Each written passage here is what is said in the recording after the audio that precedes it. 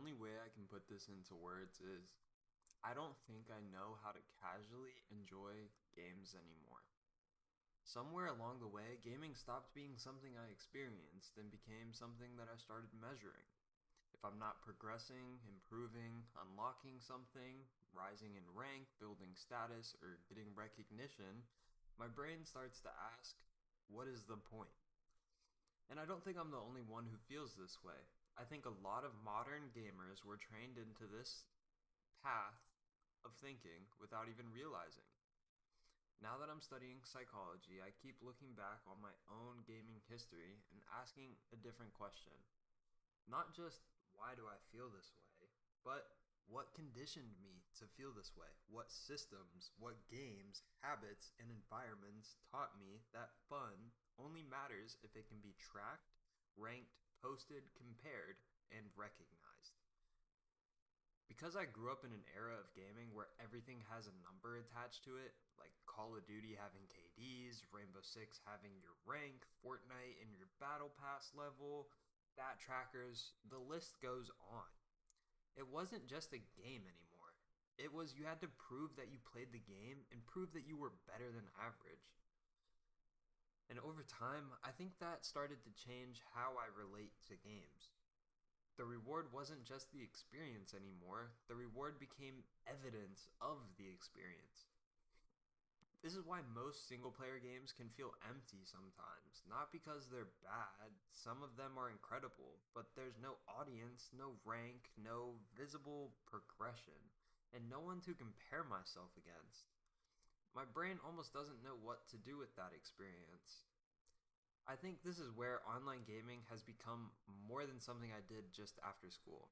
And being a military brat, moving around was normal. You learn how to restart, new school, new people, new environment, and kind of a new version of yourself.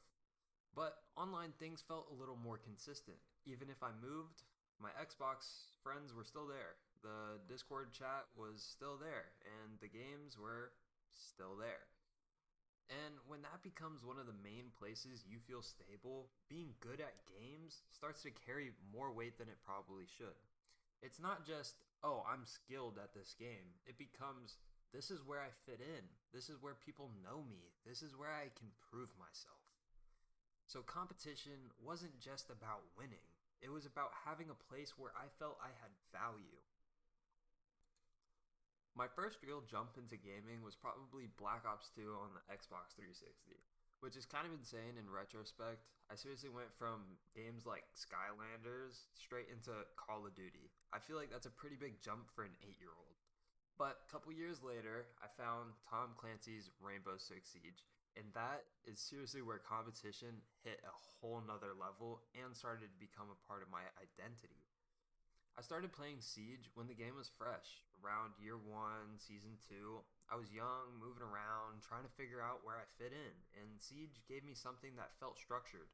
It had ranks, it had roles, it had teams, strategies, it had this whole competitive ladder that you could see yourself climbing match by match.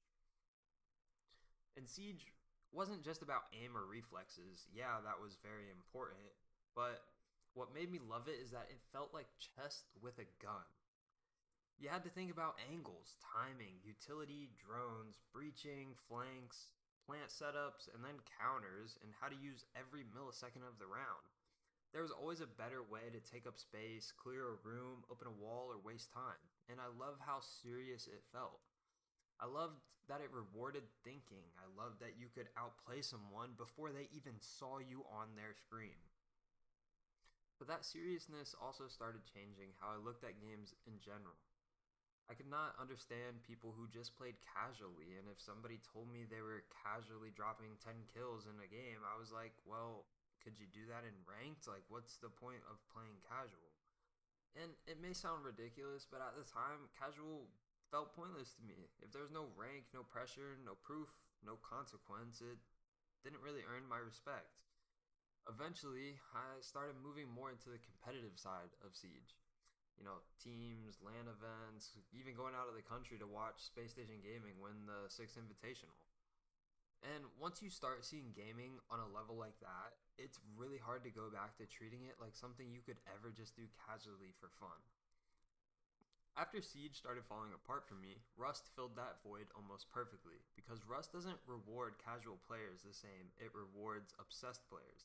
Rust is not just a 30-minute match, it keeps going when you log off, and it doesn't care if you have to go to bed or go to school or you're going on a date.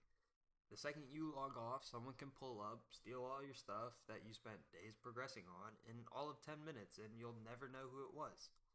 And that can be also the appeal, but the sickness of Rust as well. The stakes are always live, and Rust turns optimization into survival. You start with a rock, and everything from that point becomes a question of efficiency. Where do I build? What monument do I control? Who's weak?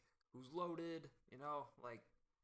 And if you optimize better than the person next to you, you'll probably survive longer. You'll progress faster, and kind of in essence, you'll win the game. But the problem is, eventually, real life started becoming secondary. And I know I'm speaking from the extreme of it, but I would skip meals, I would skip class, and I would let my mood kind of depend on pixels. I think it's hardest to admit that Rust didn't just affect how I played games, it affected how I showed up outside of games too. I would be tired from the 32-hour benders or irritated from just getting raided and maybe sometimes distracted, like did I leave all the doors open? So even when I was physically away from the game, mentally I was not always present. And looking back, I know there were moments where people in my life got the worst version of me because I gave too much of myself to the game. And that's kind of hard to admit because I love Rust. I genuinely think it's one of the greatest games ever made, but it also really brought out and rewarded some of the worst parts of me. But I don't think this is just a me problem. I think this is a modern internet problem. Gaming became performance, the gym became performance, productivity became performance, and I'm noticing even healing has become performance. And I use performance a little loosely, but what I mean is not just being good at a game. I mean everything starts feeling like it has to be seen, measured, posted, tracked, improved, and validated. It feels like we just can't do things anymore. We have to turn them into proof that we're disciplined, successful, improving, attractive, and healthy. And again, I'm not above it. I'm not trying to sit here and act like I'm better than anyone. I do these same things. But I think a lot of us have forgotten how to experience something, anything, without turning it into proof.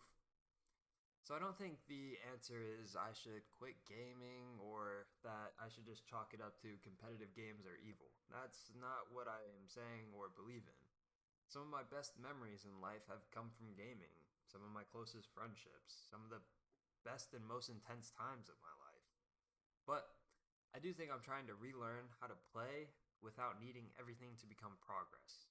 I'm trying to relearn how to enjoy a game without asking who saw it, what I gained, what I unlocked, what rank I reached, or whether it made me look better.